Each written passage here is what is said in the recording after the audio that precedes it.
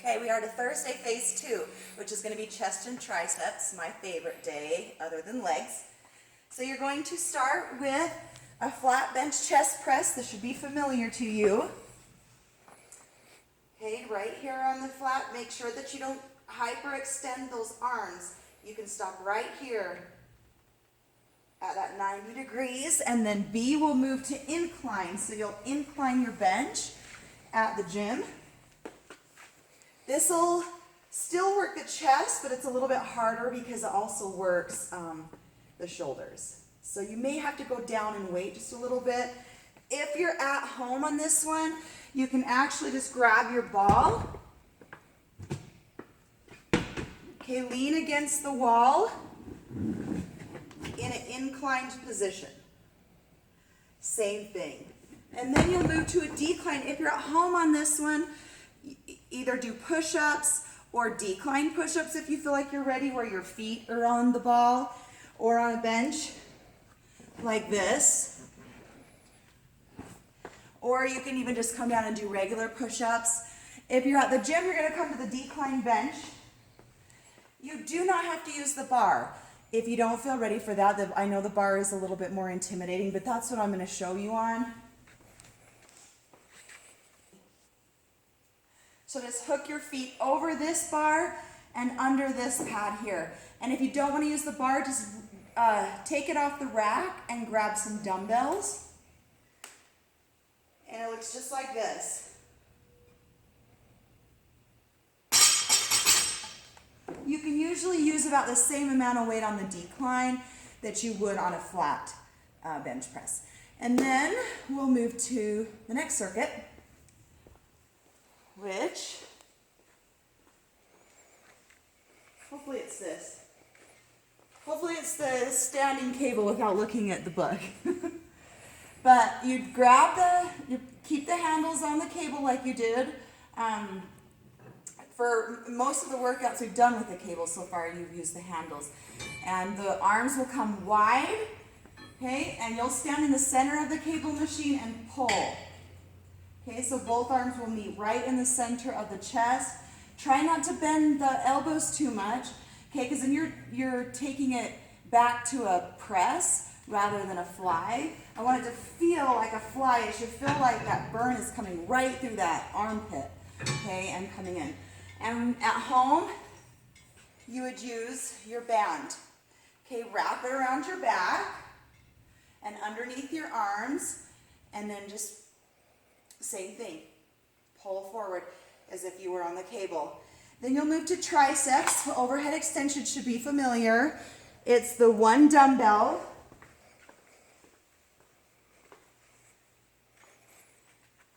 Overhead. Okay, from the side. Make sure to try and keep those elbows as close to your head as possible, as much as your shoulder rotation will allow. And then the last one on this circuit is the skull crusher. So you'll lay on the bench. You want your head close to the edge of the bench, okay, so that you can extend that weight down and back up. So you should be able to see your elbows out of the corner of your eye the whole time. And notice how I keep my elbows in the same place so I can really isolate this tricep.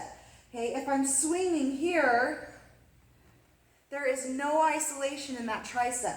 So really stay focused on squeezing through the tricep and keeping those elbows in the same position. Okay, and then circuit 3, we go back to the cable for a single arm push down, so keep those handles on. But the arm this time will go up. Okay, and you'll just push down. Same thing, elbow is staying locked at my side so I can focus right here on squeezing that tricep. Okay, if you're at home, grab your band and push. See how it's working my tricep just the same. Okay, then you'll come back to the bench for more chest work for a chest fly. It'll feel the same as the cable, only now you're laying down. This is really a burn circuit. You'll probably be sore after this one because you'll chest fly and then you'll single, single, and double. Okay, but it's 20 total. So it's 1, 2, 3 on that one. And then you'll move to abs again. I like to put the abs right at the end of every circuit. You can work your abs every single day, even if they're sore. It's the only muscle that you can work every single day without it needing a rest. So work those abs. It'll be a weighted Russian twist, which is here. You can modify it by keeping the feet on the floor, taking away the weight, okay, and just leaning back. B is a side plank crunch. This is an advanced move. Okay, so you're here and you're bringing that top knee in. You can modify it by bending the bottom leg or modify it even further by just holding in that position. And then you have a weighted tuck crunch. So you're here. You can modify this by taking away the weight and not coming down as far. Okay, instead, you're bringing your feet up. And there's Thursday phase 2.